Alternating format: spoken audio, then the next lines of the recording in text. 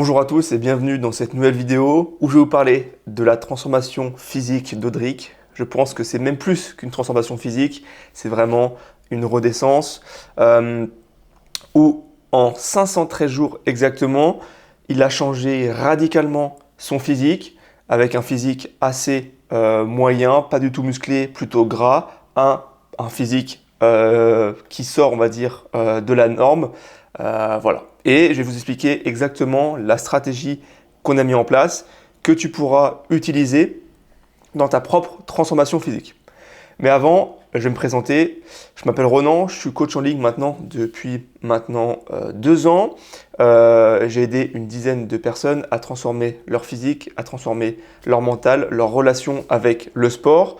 Ici, que ce soit Audric avec une très belle recomposition corporelle, Julien où il a réussi à perdre du gras alors qu'avant il n'avait aucune structure pour perdre du gras, et Johan qui a aussi pris du muscle malgré ses 10 années d'expérience. Audric, avant le coaching, c'était qui, c'était quoi, qu'est-ce qu'il faisait? Il avait environ 8 ans d'expérience, donc il a commencé la salle de sport juste après le lycée, à l'entrée à la fac. Il a beaucoup de connaissances, que ce soit dans le sport, dans la nutrition, mais il a décidé de faire appel à moi suite à un grave accident où il a failli perdre la vie. Il a perdu un rein notamment, donc c'était très très compliqué cette période-là, et il n'avait plus aucune motivation. Évidemment, il avait un corps qui ne lui plaisait plus et il avait besoin d'un nouveau départ. Quand je dis plus aucune motivation, c'était plus aucune motivation à s'entraîner parce que évidemment son corps ne lui plaisait plus, mais plus aucune motivation à faire des choses qui lui plaisaient. Donc là, mon but, c'était vraiment qu'il retrouve de la motivation dans l'entraînement et surtout l'atteinte d'un physique qui puisse lui plaire. On a fait ça en plusieurs phases. Et la phase la plus importante, c'était la phase numéro 1, qui a duré entre 1 à 4 mois, qui était retrouver la motivation à l'entraînement, retrouver le plaisir à s'entraîner. Et ça, avoir du plaisir à s'entraîner, c'est la priorité absolue pour durer dans le temps. La stratégie, on a mis une stratégie en place, c'était avoir aucune attention portée sur l'alimentation parce que le levier principal qu'on voulait retrouver, c'était la motivation à l'entraînement. C'était vraiment le plus important. Lors d'une transformation physique, si l'entraînement n'est pas carré, tu as beau avoir la meilleure nutrition possible, ça ne fonctionnera pas, tu n'auras pas de résultat physique. Donc, c'était vraiment retrouver un bon entraînement, un entraînement qui lui plaise, sur lequel il puisse progresser et sans avoir de douleur. Donc, focus à 100% sur les entraînements. On avait 3 à 5 entraînements dans la semaine. Et au début, il n'avait pas vraiment d'entraînement structuré. Je n'ai pas fait un plan d'entraînement. Audric, c'est un très bon ami. Donc, ce que j'ai fait, c'est que je lui ai dit, viens Audric, on va s'entraîner ensemble tous les jours pendant 4 mois. Donc, on s'est donné rendez-vous à la salle, 3 à 5 entraînements dans la semaine. Il suivait mes entraînements. Évidemment, quand l'entraînement il est supervisé par quelqu'un, ça permet une sorte de facilitation sociale. Donc, c'est-à-dire que la présence d'une personne augmente naturellement le niveau d'activation nerveuse. Résultat, tu pousses plus lourd, tu fais plus de répétitions et tu vas plus proche de l'échec. Évidemment, proximité à l'échec, quand on s'entraîne avec quelqu'un, on se sent plus en sécurité, on est encouragé et on ose aller plus loin. Et troisième point, une meilleure responsabilité et un engagement. S'entraîner ensemble, c'est ce qu'on appelle un engagement externe et la constance, c'est le facteur numéro 1 des progrès.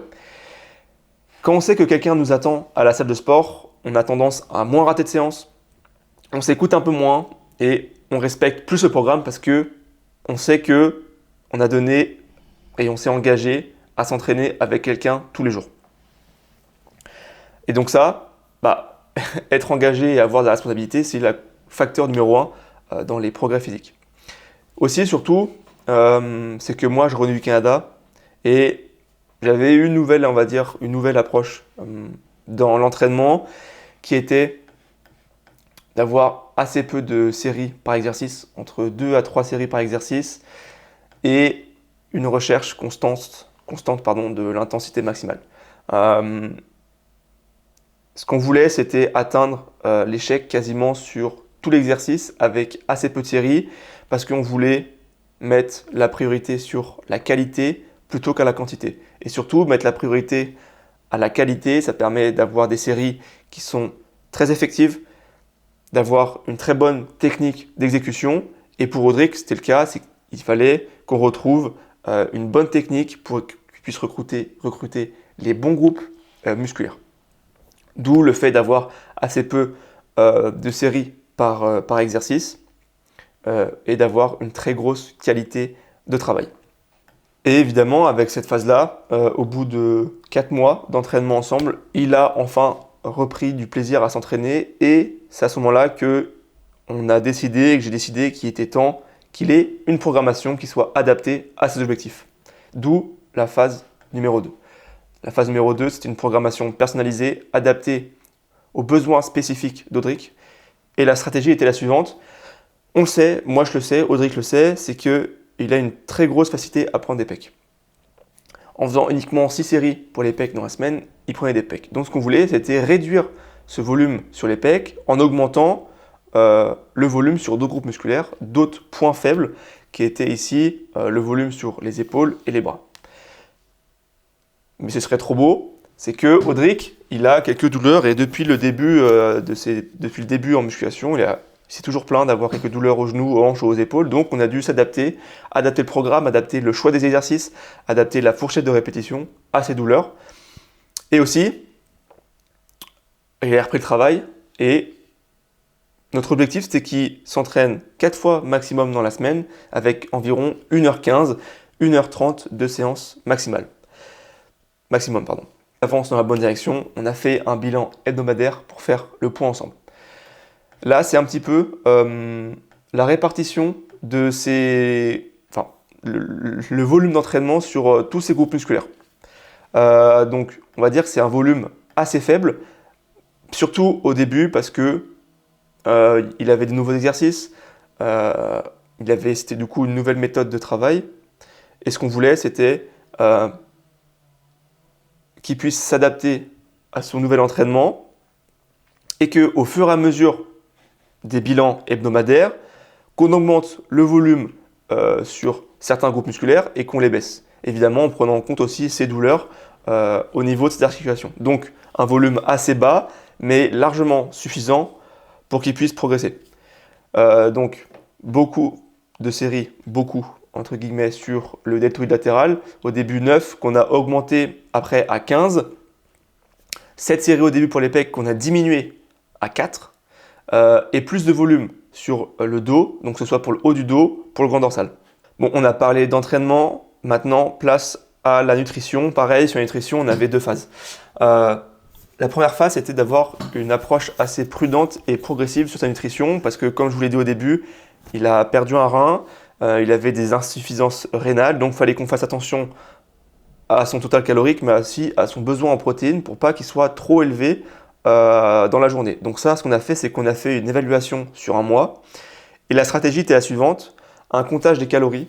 Donc je lui ai demandé pendant un mois de compter tout ce qu'il mangeait, de peser tout ce qu'il mangeait, de le rentrer dans une application de comptage des calories comme MyFitnessPal, Macrofactor, Fat Secret, etc. Il y en a plein. On a fait du coup une vérification du total calorique qu'on a mis en relation avec la moyenne de poids sur la semaine parce que je demandais aussi qu'il se pèse pour qu'on puisse corréler son total calorique à sa moyenne de poids.